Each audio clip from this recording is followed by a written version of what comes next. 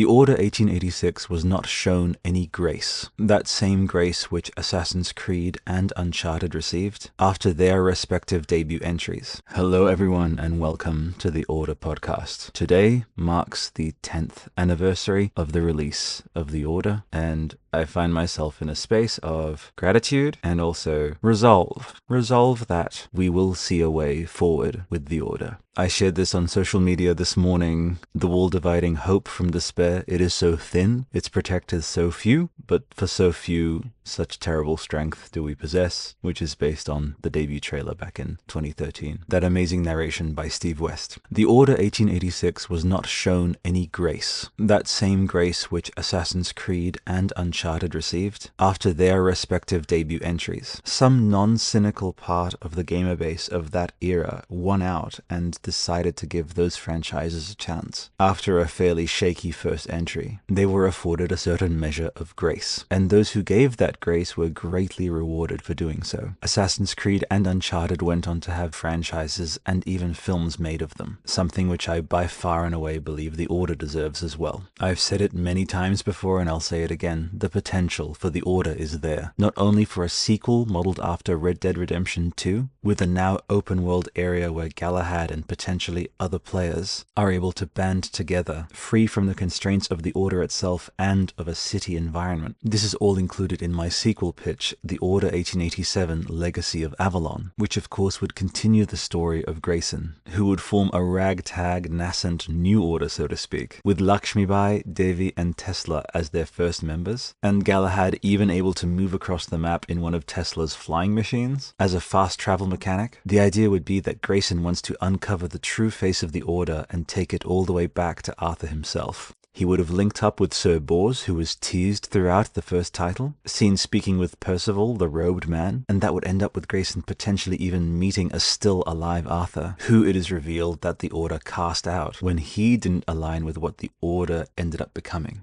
Bureaucratic, inert, far too aligned with politics, in that way evoking what the Jedi became in the prequel trilogy, and the cautionary tale around that, applying equally to the Order, with in this case Arthur essentially being a Yoda figure to Grayson. He comes across him, initially doesn't really think much of him, this figure out in the wilds, in the lands of Ireland, Scotland or Wales, wherever the team would choose to base this open world area on, or even open zone if he wanted to go down the God of War route. That second game would have culminated with him founding a brand new order that would lead to a third title that would see him naturally returning to London, most definitely on PS6 or maybe even PS7 at this point, and with proper franchise coordination weaving in some elements from a possible TV show and a graphic novel series. This all really just erupts out of my mind naturally, and I have solid precedents for it. The level of matrix glitch that happened with the Order and has persisted with it ever since release is honestly still so surreal. I'm not being purposefully ignorant, I am aware of the critical and commercial reception of the Order, but the very fact that so much work, so much research, and frankly investment that was put towards the Order 1886 in terms of brand new technology created, the pioneering of digital lens technology to create chromatic aberration and other distinctly cinematic qualities, the photogrammetry technology involved in scanning period accurate materials from museums. On the subreddit The Order Game, which I also co-mod, there was a post about how this game still looks so beautiful today, and of course there is no end to what can be said of the visuals. But The Order 1886 was far more than that. It was written by Kirk Ellis, an Emmy Award-winning HBO writer of the John Adams miniseries starring Paul Giamatti, and right from the opening narration of the trailer you can sense this weight and heaviness and gravitas to Kirk's writing, which built off of Ru Virasuria's brilliant worldcrafting. And massive shouts out to the founders of RAD, R-A-D, Ru Virasuria, Andrea Pessino and Didier Malenfant. What you began with RAD, going from Daxter all the way up to the latest releases before the Meta acquisition, is a legacy to be proud of. And myself with the Order podcast will always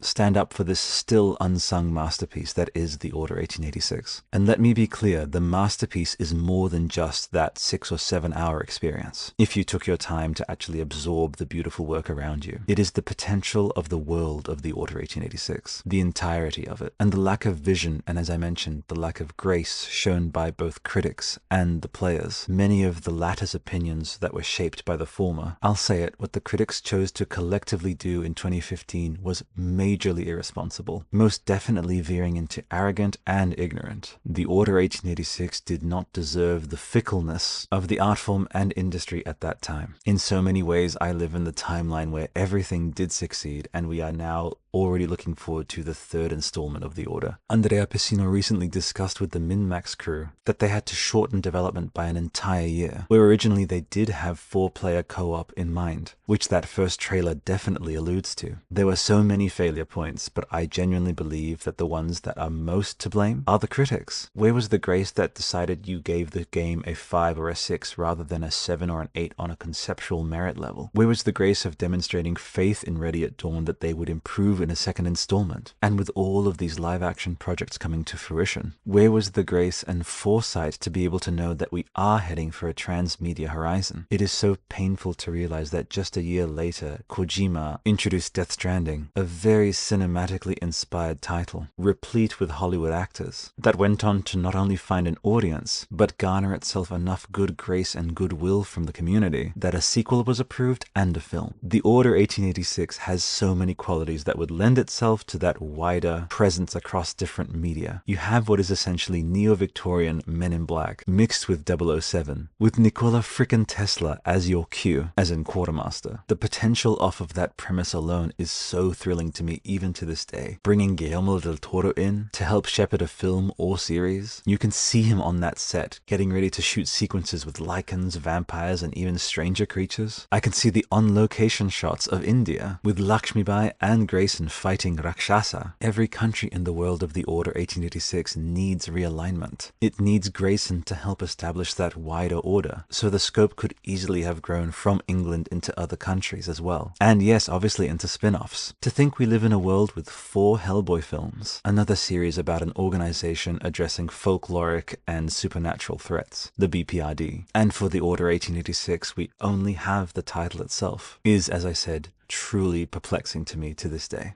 I host the Avatar podcast. I also host the South of Midnight podcast. The former has this all but assured path to eternal success, and the latter somehow is on this path right now that reminds me of the Order 1886, in that there is this narrative building of how people should just ignore it, despite its extremely rich story, world building, and yes, franchise potential as a byproduct. My point is, the Order 1886 led with creativity, led with art and pioneering, and was punished for it, rather than being shown grace. There is a small firing of neurons and dopamine that comes from putting someone down. That effect at most could last for a day or even a week when you see people bandwagoning onto your opinion, and then that dopamine fades away. But with that restraint and perspective, vision and grace that critics at the time could have shown Rad and the Order 1886, sure, the gratification wouldn't have been so sudden, but as George Lucas has said many times, there are 2 things in life: pleasure and joy. It's very easy to seek and get pleasure straight away. Many say that it is the path to the dark side, and we live in a time of unprecedented instant gratification and erosion of attention spans, which in some measure gives me a great amount of despair, but also gives me hope because it means that people are quick to forget the past nowadays, for better or worse, which means that even, say, a TikTok revival of the Order 1886 could lead to something, who knows? So pleasure is one, and then there's joy, which takes much longer to build, but lasts a lifetime, and often even beyond that. The Order 1886 deserves grace and a legacy not of despair or of sadness, but one of joy. I'll never forget the excitement and buzz that people had about this new world. And like I said, I live in the timeline where the Order 1886 and Bloodborne both came out as these Victorian-inspired siblings and went on to have powerful, respective, mutually supported paths of success together. Only next month, Bloodborne will be celebrating its 10-year anniversary too, and it won't surprise me that it gets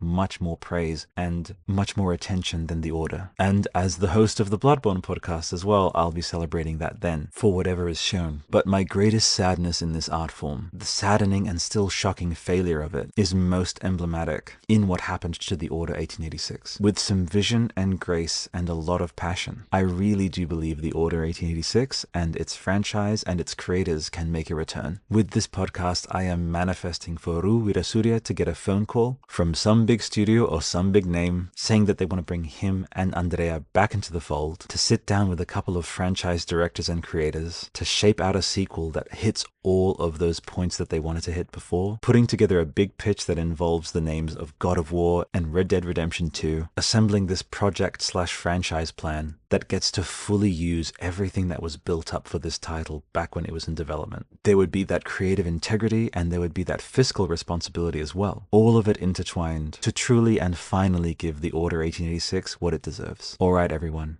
the old struggle endures, but the vigil never ends. I'll see you all on patrol. For now, this is Albert signing out. Till the next one, my fellow knights.